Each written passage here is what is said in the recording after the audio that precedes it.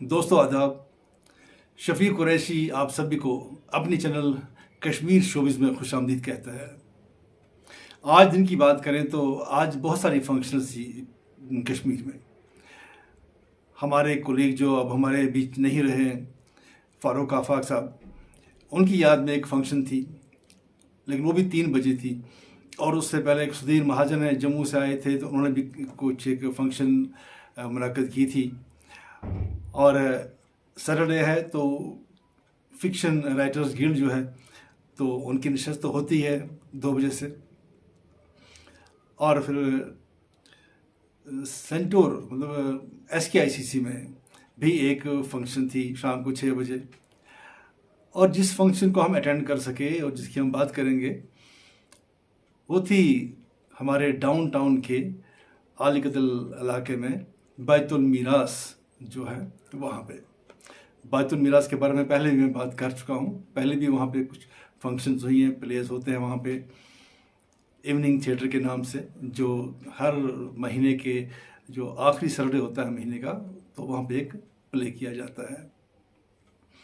बैतुल मीरास के जो बानी हैं वो मोहम्मद शफी पंडित साहब, जो अब हमारे बीच में नहीं रहे, तो उनके बदले आज उनके फर्जंद को दस्तारबंदी की गई। और उनकी मिसेस भी नहीं आ सकी कुछ वजह से, तो लेकिन उनके साहबजादाई उनकी दस्तारबंदी की गई। और फिर एक नशस्त मुलाकात हुई उनकी याद में, शफी पंडित साहब की याद में, जिसमें सदारत संभाली थी रफ़ीक मसूदी साहब ने। और बाकी जो साहिबान थे वो थे सलीम बेग साहब, फ़ारूक मसूदी साहब, शबीर मुजाहिद साहब और किफ़ायत साहब।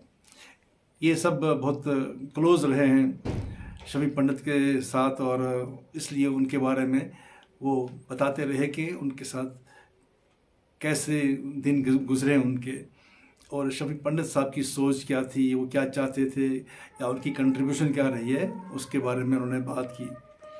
जो दूसरी नशस्त थी वो थी एक प्ले, और उस प्ले के चीफ गेस्ट थे हमारे एकेडमी के डॉक्टर फ़ारूक अनवार मिर्ज़ा और मेहमान ज़ीवकार गुलजार गनाई, जो हमारे NSD के इंचार्ज हैं कश्मीर में। तो आज का जो प्ले था उसके बारे में बात करते हैं। ये प्ले लिखा था डॉक्टर सोहनलाल कौल ने और इसकी हिदायत दी थी हकीम जावेद ने। तो सबसे पहले ये जो प्ले है वो बैतुल मीरास में जो एक हॉल है बड़ा सारा, वहाँ पे किया गया। वहाँ पे कुर्सियाँ वगैरह नहीं हैं, सब लोग नीचे बैठते हैं, तकिए लगे होते हैं, तो सामने बिना स्टेज के ही आर्टिस्ट परफॉर्म करते हैं। अब उसमें थोड़ी सी विंग्स वगैरह भी क्रिएट कर दी गई हैं, आहिस्ता आहिस्ता डेवलप हो रहा है। एक ज़माना था कि जब इंसान सोच ही नहीं सकता था कि उस इलाके में कोई ऐसे प्ले होगा और लोग देखने जाएंगे, लेकिन आज हम हैरान हो गए कि पूरा हॉल भरा हुआ था, पूरा हाउसफुल था।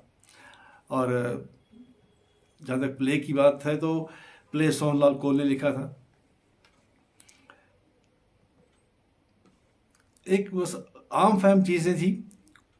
सोहनलाल जी के बारे में इतना कहूँगा कि वो सोसाइटी में से छोटे छोटे ताने बाने जोड़ देते हैं, इधर की चीज़ उधर की चीज़, यहाँ से लेके वहाँ से लेके, तो उसको एक टच दे के खूबसूरत प्ले बना लेते हैं।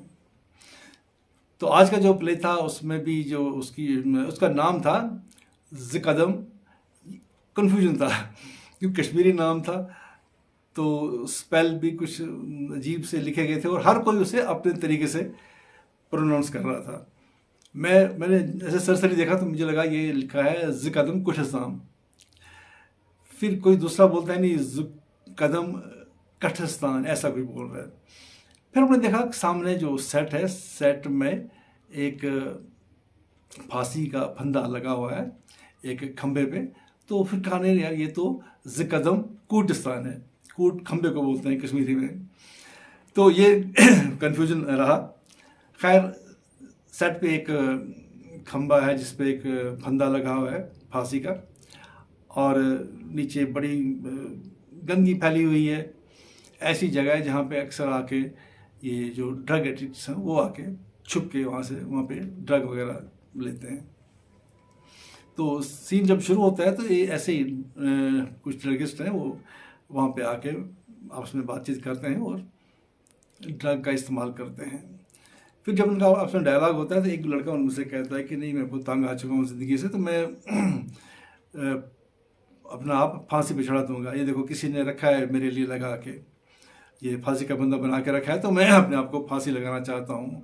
तो स्टार्ट में इतना बोलूँगा कि वो लड़के उसे कहते हैं अच्छा तो अगर तुमने ये करना ही है तो प्लीज़ आज मत करो। कहते हैं क्यों, आज क्यों ना करूँ? कहते हैं क्योंकि आज हम तुम्हारे साथ हैं और कुछ लोगों ने देखा होगा तुम्हें हमारे साथ चलते हुए, यहाँ आते हुए, इसलिए आज मत करो, तुम चाहो तो कल कर लो। ये एक सीन ख़त्म हो जाता है।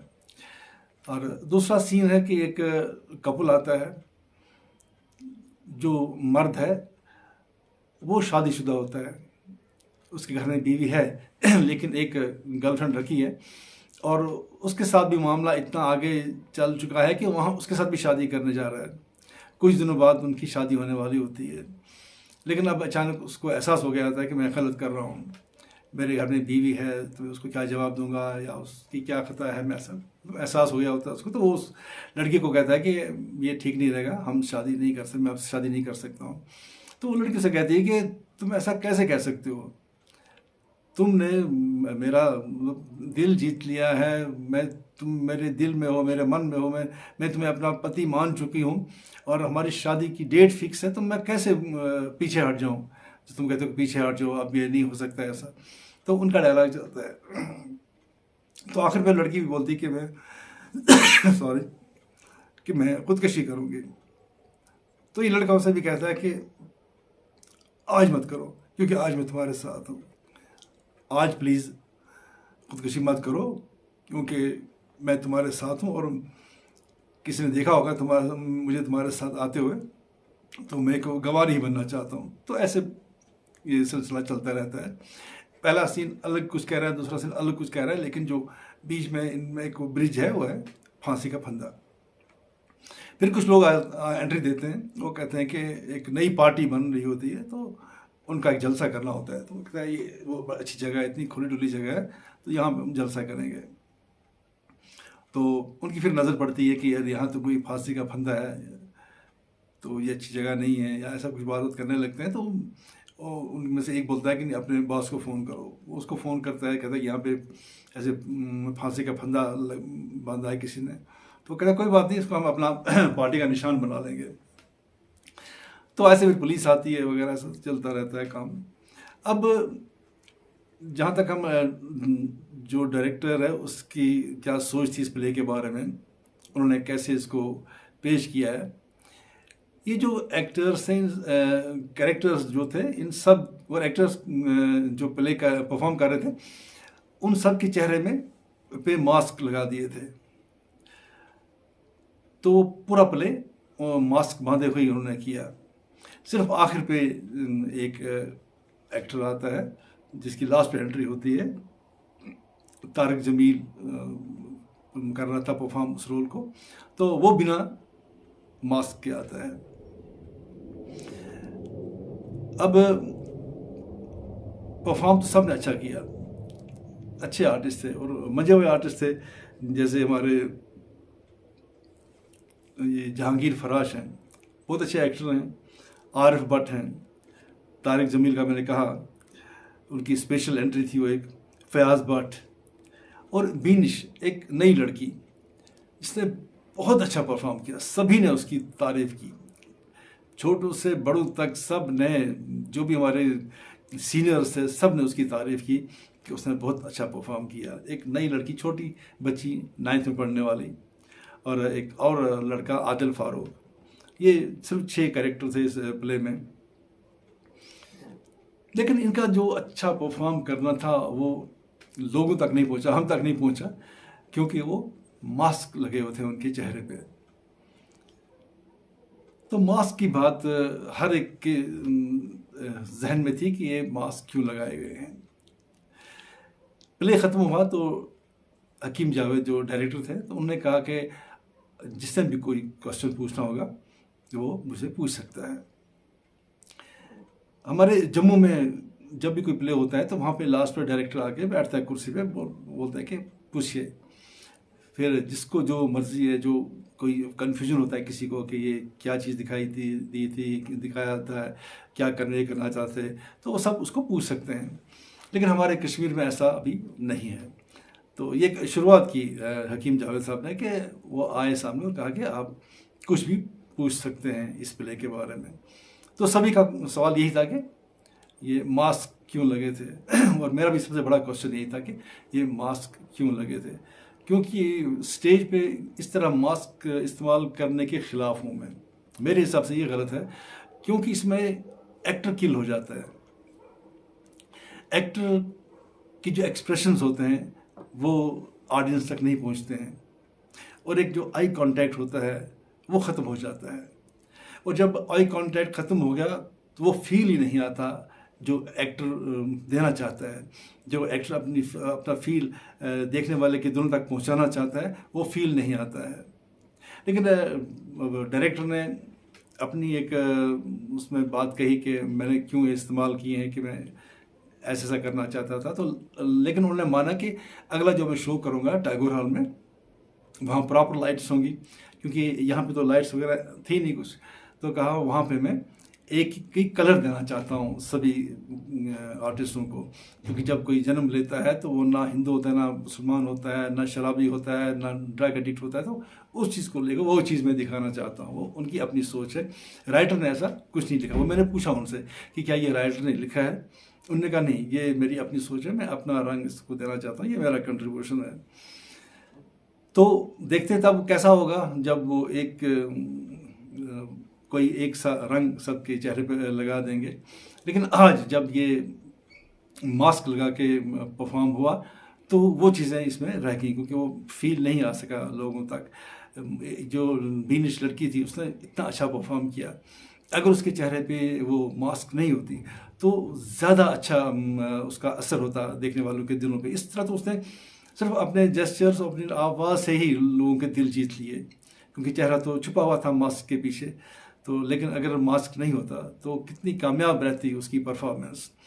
ये चीज़ें हो जाती हैं ऐसा कर। मैंने पहले भी एक बार बात की थी इस बारे में। एक जम्मू का ग्रुप आया था तो उन्होंने वो जानवर वगैरह बनाए थे, तो उन्होंने जानवर के हेड गियर ऐसे बनाए थे कि पूरा चेहरा ही छुपा दिया था। तभी मैंने यही कहा था कि इसमें आर्टिस्ट किल हो जाता है, उसके एक्सप्रेशन ख़त्म हो जाते हैं, आई कांटेक्ट नहीं रहता है, तो वो इम्प्रेशन ही नहीं पड़ता है ऑडियंस पे। तो वही बात आज भी हुई। तो लेकिन डायरेक्टर साहब ने कहा कि नहीं, मैं अगला शो उसमें मास्क यूज़ नहीं करूँगा, मैं कलर यूज़ करूँगा। तो इस बारे में काफ़ी बहस छिड़ी वहाँ पे। इवन फारूक मसूदी साहब जो बड़े अच्छे राइटर डायरेक्टर हैं मशहूर, तो वो शकील और रहमान साहब जो हमारे अच्छे राइटर हैं, एक साथ बैठे थे। तो मैं डेलिबरेट उनके पास गया तो मैंने बात छेड़ी यही मास्क को लेके। मैं सोचा कि चलो इनसे पूछूं इनको कैसा लगा ये मास्क का इस्तेमाल करना। तो फारूक साहब ने भी यही कहा कि जो आई कांटेक्ट ख़त्म हो जाता है आर्टिस्ट का और एक्टर का और आर्टिस्ट का, तो ये गलत बात है, ऐसा नहीं होना चाहिए था। और फिर जब एक्सप्रेशन ही ना दिखे तो एक एक्टर किल हो जाता है उससे। जब पूरा फेस बंद था, कुछ ने कहा जैसे लगता है कि अंदर कहीं प्ले चल रहा है, सामने कुछ नहीं हो रहा है। वो क्योंकि वो कठपुतलियाँ सी दिख रही थी, जैसे कठपुतली प्ले चल रहा है।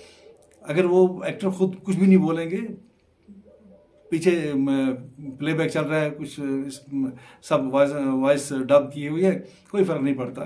लोग देखते हैं आज ये बेचारे मुँह हिला रहे हैं लेकिन कोई एक्सप्रेशन नहीं है, कुछ नहीं है।